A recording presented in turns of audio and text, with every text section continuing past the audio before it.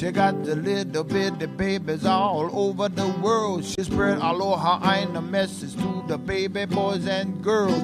But the colonists and the terrorists, they do their own thing.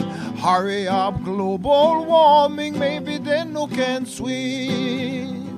Woo-hoo. She got the We want people to know that we are not free. And how we know we are not free is every time we try to talk about ourselves and about our history, somebody's trying to make us shut up, to shut us down. And sometimes they laugh at us. But I don't know who said this, but first they laugh at us, right? No, wait, back up. First they ignore us, and then they laugh at us, and then they fight us, and then we win. So basically that's kind of where we are. People have ignored us forever. Now they're kind of laughing at us. We had that experience the other night with the cops in Waikiki as they were bicycling by, like 20 at a crack, laughing at us because we were holding signs, because we were protesting, because there was a hale up there and people were talking about kanawai mamalahoi and the law of the splintered paddle and what that meant in ancient history and what that meant in the state of Hawaii's constitution and what that's supposed to mean for the state of Hawaii and the city and county police department, right? Nobody knows, nobody cares. And if you try to call attention to the fact that there's a law in the books, everybody says weird things like, well, it's up to us to handle at our own discretion. In other words, the law doesn't mean shit. And it depends on who has a gun.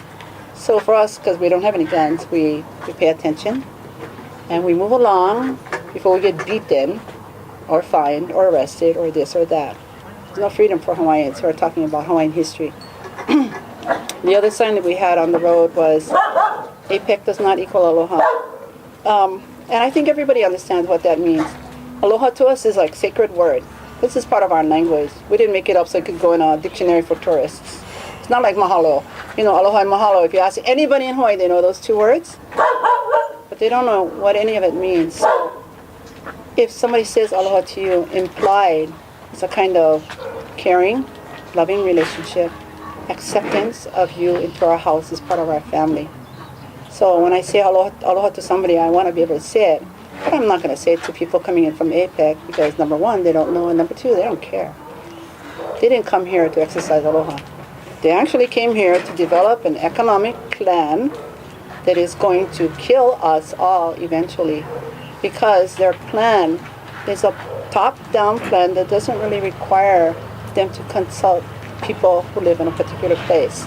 So you might say they're kind of anti-self-determination, anti-everything that's not profit. So on the one hand, you have a system that is working to gain power and money for a very small group, what the Occupy Wall Street guys are calling the 1%. And on the other hand, the 99%, which is like most of us. We don't have any say. I'm not a rich person, I don't own a house. If I did, I'd be worrying about how I could pay my mortgage. Seriously. So the people who are out of work, the people who are threatened with being out of work are in dire circumstances if they owe money on their house. Who's going to pay for that? So what we're saying is that APEC cannot come here with the blessing of the state of Hawaii or with the blessing of the United States and expect to be treated kindly and with aloha by the rest of us because we didn't invite them. If anything, we're sort of like a backdrop.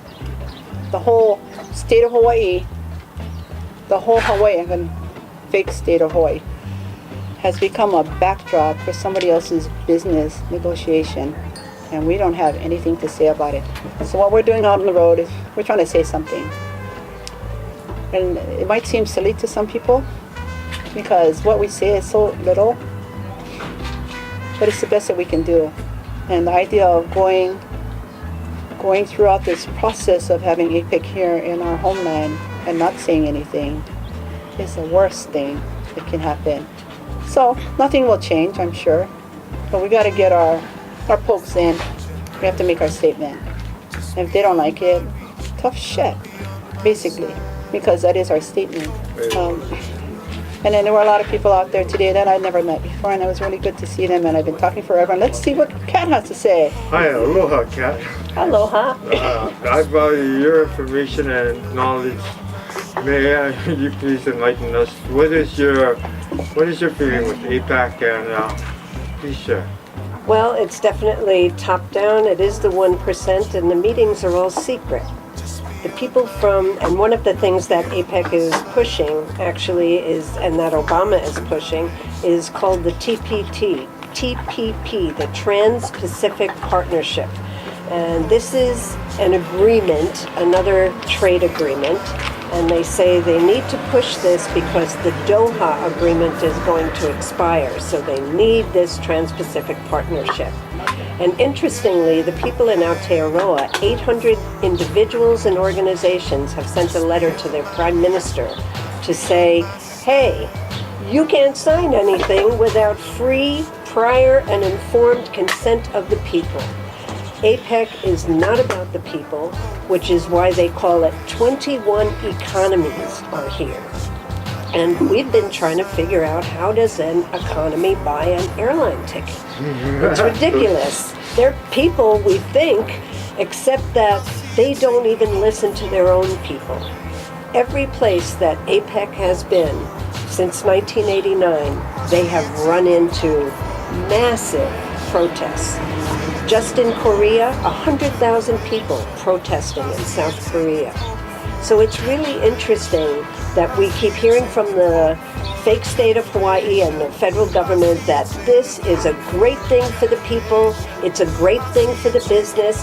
I challenge the government to ask the shop owners in Waikiki how great APEC has been for them.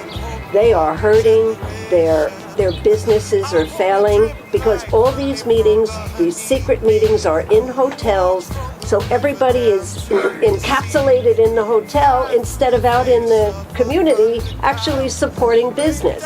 So it's sort of ironic that APEC is here to really help business, and they've almost shut down several businesses in Waikiki. So I need to ask the government, what is this about? And why weren't the people actually included in discussions? We also help with the homeless problem too. Well, they don't do sweeps. They remove people, but they don't sweep people. We've been told by Mayor Carlisle. No homeless have been swept. They've only been removed. By force. Well, they can't, the vocabulary requires them to not say sweeps because you only sweep trash. You know what I mean? So you have to kind of frame your action in a way that's more positive sounding, so that you don't sweep them out, you have them removed. Oh, so that's why Mayor Carlisle said, oh, it's kind of like the rats in Chinatown? Yes, but did he say that off the record? Well, never mind. No, he said it on the record. And it was in Civil B. It's really tells you something Sounds like about your ideal no aloha, mayorship. you know what I mean? So that idea of looking at homeless people as kind of a blight, as opposed to people who may actually need our help, because how many of us are like a minute away, close. a week away, a month away from being homeless? A paycheck, for sure. So what we're talking about is there's a kind of attitude that comes in. Yeah, not to point finger at everybody, but when we talk about what is haole, what we're talking about is how people behave, not the color of their skin, uncaring, Right. unfriendly, and Without they breath. put you down in a set. So, yeah. Sorry. So it's about time that the people All right, their own we need to history. stop because they're coming.